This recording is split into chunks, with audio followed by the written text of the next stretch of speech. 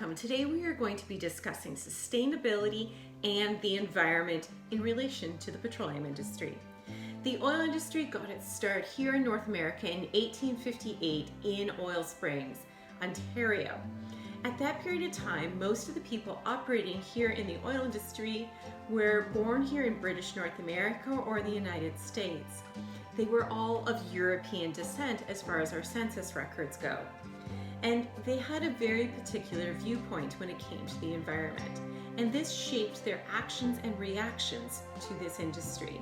At this period of time, the major overwhelming viewpoint towards the environment was that it was to be conquered, controlled, and shaped to your personal desires, to provide wealth and income for your family.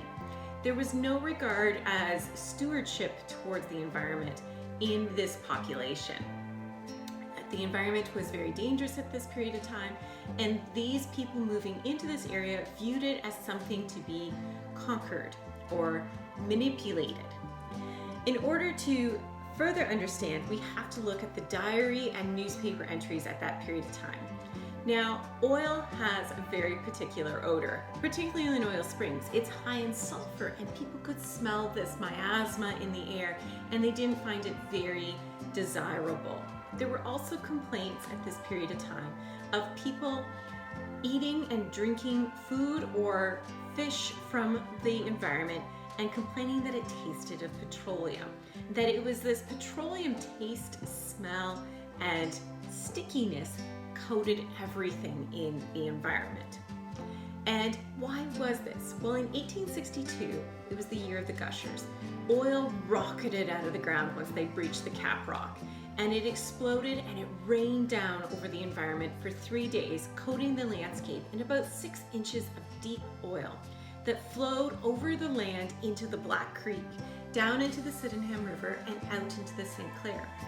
Passing ships reported that it was dirtying the hulls of their ships, and this was evident when they pulled into the ports in Toronto, where people could see the oil slicks on these ships.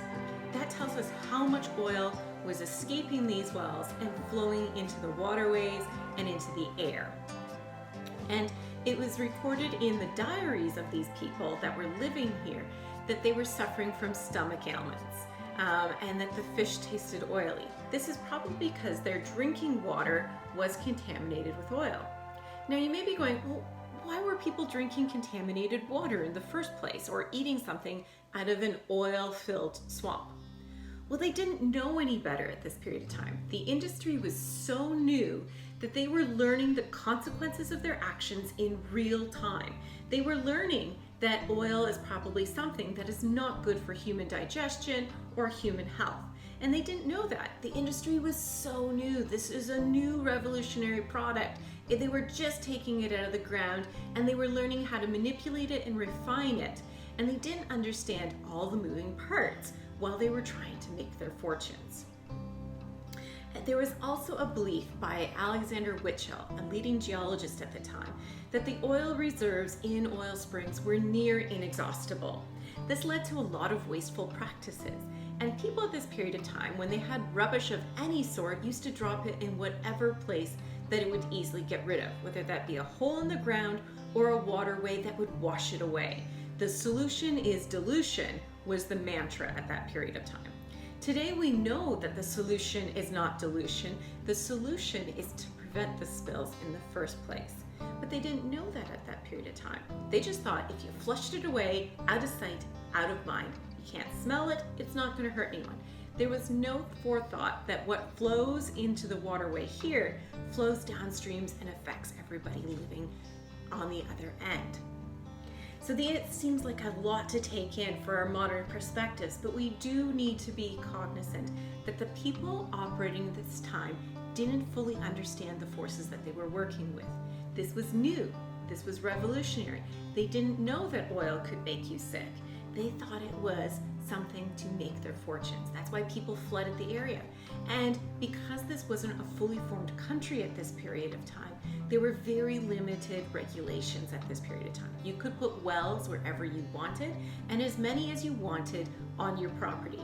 This led to an overexploitation of the resource, And by 1866, all of the easy oil had been tapped out, and many people were coming up with dry holes.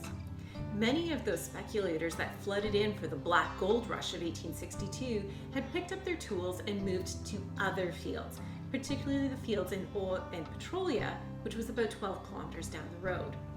This left Oil Springs what it was at that period of time: smelly, had open pits, and not very desirable. In fact, the hotels that they built, nobody ever slept in them because the industry boomed and busted so quickly. Today we understand that this is an undesirable and an unsustainable way of working. We have learned those lessons through the tough knocks of experiencing firsthand contamination. And over 150 years, we have worked diligently to remedy this. The industry today is no way like it was back in the 1800s. Nobody would think or consider to dump oil into a waterway or to just dispose of gasoline by lighting it on fire in a pit. That is bad, and we no longer do that. Today, the industry operates for the benefit of everybody in the community and everybody in the communities downstream from where they're operating. And we will investigate this new industry and the new environmental regulations that lead to a more sustainable development in further episodes. Thanks for now. Bye-bye.